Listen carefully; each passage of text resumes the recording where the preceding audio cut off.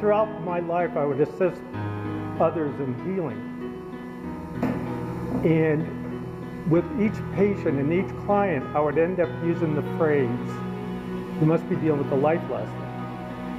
And everybody would always agree. And I was working at a stage 4 cancer clinic where we dealt with alternative cancer care. Each and every patient that I would work with, I would say, "You're dealing with a life lesson." And they all agree. Anytime you're in the environment, or anytime you're with a master like Dr. Mark Tong, you know you're going to learn something significant. In this case, it was absolutely extraordinary. And up to about just over a year ago, I was on the phone with one of my students. And the student was working with somebody who was dealing with a relationship issue. And she said, and I said, "Well, they're dealing with a life lesson." And she goes, "Well, if we knew what the lessons were, it'd make this whole process easier." Duh. So like what any spiritual teacher would do, I just went to the Google, went to the internet, looked to see what the lessons were, and there aren't any. The ones that came up were like, "Okay, guys, put the toilet seat down," or that's not a life lesson, okay? And that's what they had on there. So that night in meditation, I got really quiet, actually sat back in an easy chair. I was looking at the emotion code. And in a meditative state, for each negative emotion, I would apply what lesson they were working with. When I got all done, there were only 7.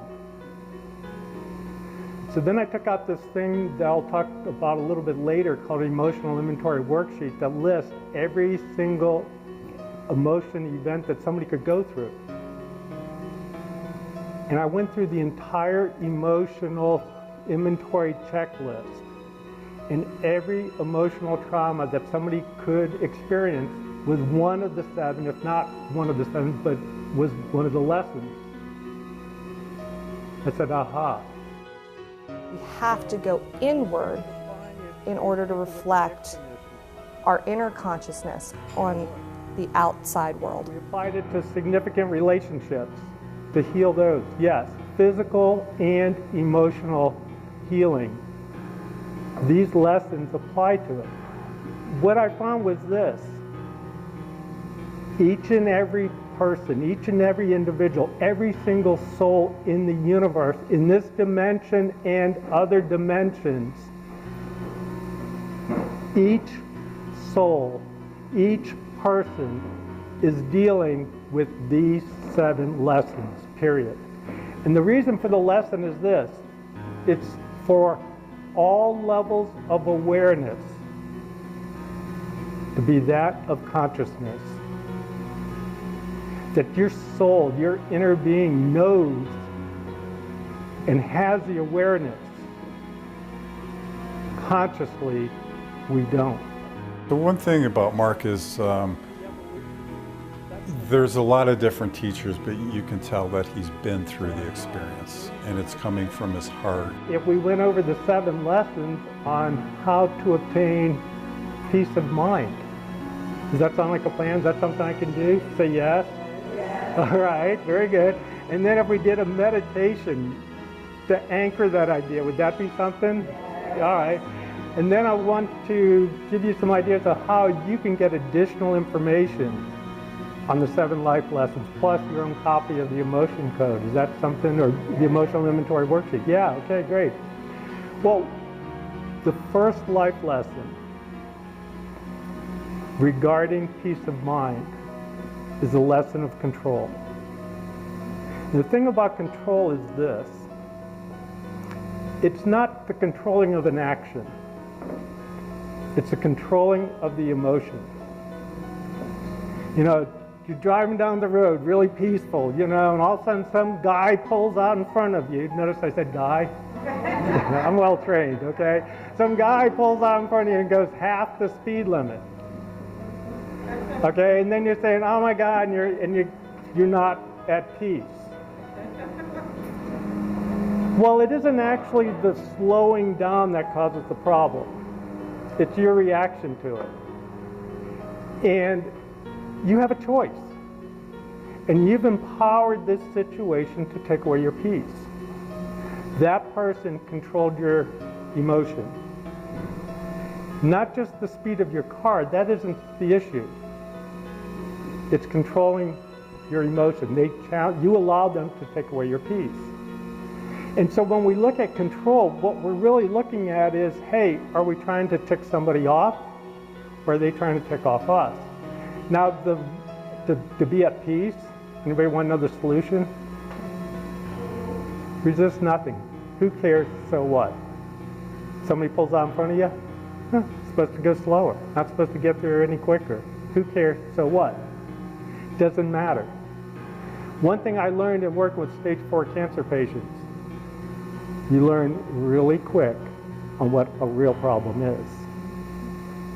When you're sitting in front of somebody with stage 4 cancer, that's a problem.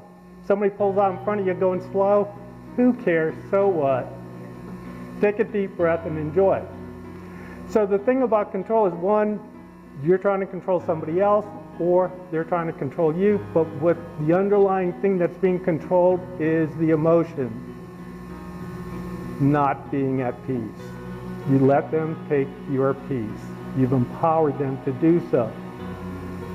The other one, second life lesson for peace, is divine guidance. I want to share with you a personal story that occurred exactly 1 month ago today. Last month at our healing service, we were faced with, I don't know if anybody heard Hurricane Wilma. You heard about Irma? Is that the one? So here's what I know. And coming here at state of Florida. Now here's the thing. Spirit told me this. Now we live out on the beach. We live about 6 feet above sea level. And Spirit said this, Mark. I said, what? They said, no need to board up the house. Don't worry. It's going to be in order. I said, huh? They said, yeah, don't worry. And so let me tell you this about divine guidance. There's a level of faith when you're told to build an ark because of rising water. That's a level of faith. When you're told not to build an ark when everybody else is, that is a level of faith. When they said, hey, Mark, don't worry. Don't worry, it's all in order. And you're at peace. So with divine guidance, what can't you face? There's nothing. So divine guidance is one of the 7 life lessons. One of the things I found with divine guidance is the problem is we don't follow that guidance and then we beat ourselves up with regrets and remorse. The other one is judgment. Here's the thing about peace. If you don't judge it, you will just love it. If you love it, you're at peace. Course in Miracles says this, only the all-knowing can judge. We're not all-knowing, so we don't have to judge. You know, the Apostle Paul had this statement that's really powerful for inner peace, and that is this, love everything and everyone. That's the love that Source has for you. Why can't you have it for everything else and everyone? So here's the aha. When you suspend judgment, you can love it. So the next one on the list is forgiveness. That's the 3rd life lesson. The thing about forgiveness is this. If you don't judge it, you don't have to forgive anything. The challenge with forgiveness is 2-part. One is self-forgiveness is huge. When I worked with stage 4 cancer patients, the number of patients that were dealing with forgiveness issues was huge. And the number of people that, seriously, when I say this, they're in their 60, 70, 80-year-old patients still holding on to something that happened 50 or 60 years ago. Not letting it go. Literally, seriously, when I say this, had patients in their 70s still holding on to something that happened in, believe it or not, high school. would not let it go. And it's the forgiveness will set you free. Does God have a problem with them? No. Why would you? And the thing about forgiveness and working with the cancer patients, I always tell them, and they love this when I tell them, I say, you don't have to call anybody. You don't have to tell anybody anything. You have to let it go. You have to move forward. It's keeping you from taking those steps. It's preventing you from healing. Because let me tell you the way it works. When you are at peace, your body will heal itself. Disease means not at ease. The thing about life lessons is this: if there is anything that you do not like or cannot love, that is your lesson. It's that simple.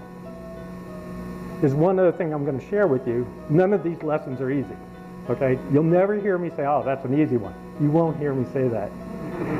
So, we have control, divine guidance, judgment, forgiveness. And here's the thing about forgiveness, and this is the hard part. This is what takes it over the edge. Not only forgive them, but love them.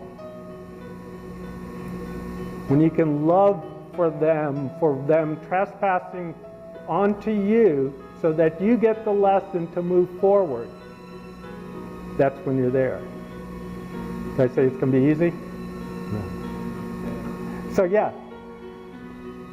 And that goes for yourself, self-forgiveness, to the point where you not only forgive yourself, but you can love yourself. Next one down is identity. That's a life lesson, knowing who you really are. My theory is this: religion is man's opinion of God. Spirituality is man's opinion of themselves. Knowing who you are, what you're connected to, and claiming it. Here's the deal. If you knew who you were, you wouldn't be rattled by anything. You know, one of the things is when I worked at the clinic, and I would walk in with stage 4 cancer patients, working as a spiritual healer, spiritual counselor, working nonstop alongside MDs. You need to know who you are. You need to know who you're connected to. And here's the aha part. I'm indifferent of their opinion of me. I know who I am. I know what I'm doing. Source, God, knows who I am, what I'm doing. You can't be rattled. You walk in peace. Next one is separation. Course in Miracles says this: all the problems in the universe are the same problem with the same solution. And that's feeling separate from Source. And if you think about it, it's back to that identity. If you knew that connection, if you felt that connection, if you felt that divine love, you would be healed. One of the things I found working with the cancer patients, one of the challenges is when the doctor tells them they have 3 months to live. And I have to undo that. I say, yeah, 3 months to live unless you access a higher power. If you access a higher power, all bets are off. In fact, here's my statement. Does the God that you pray to have the ability to heal you of anything at any time, instantly and permanently? So when are we going to turn to that source? And I would literally have stage 4 cancer patients sitting across from me, and I ask that question and go, yeah, well, when are we going to turn to that source for healing? You're going to wait for some doctor to tell you? That's not going to happen. And I also say this: is there any reason why we don't turn right here, right now, to that source to receive that healing? And that's when we move forward. The key to that, though, is this: we walk them through every other lesson. We get them to peace.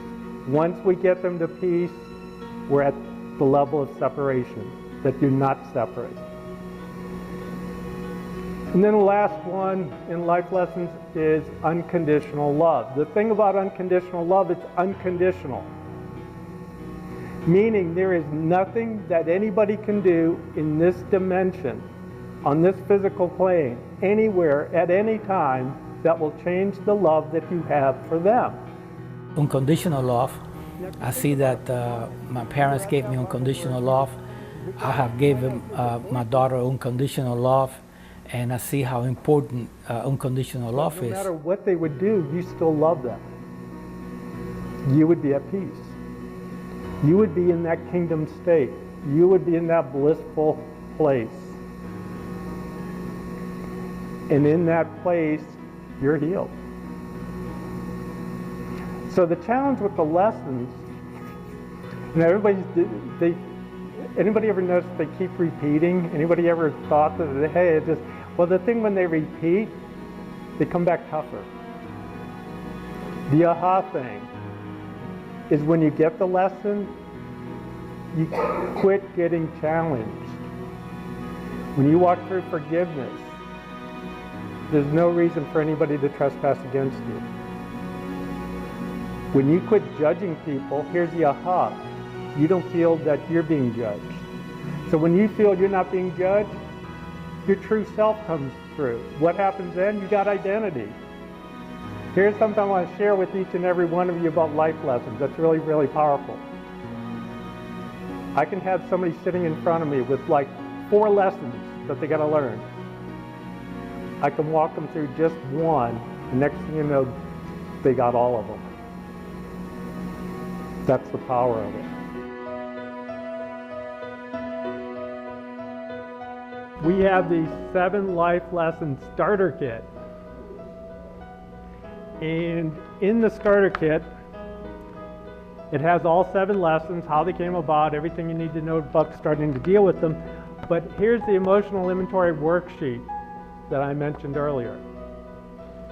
And the way this came about was I was working at the cancer clinic.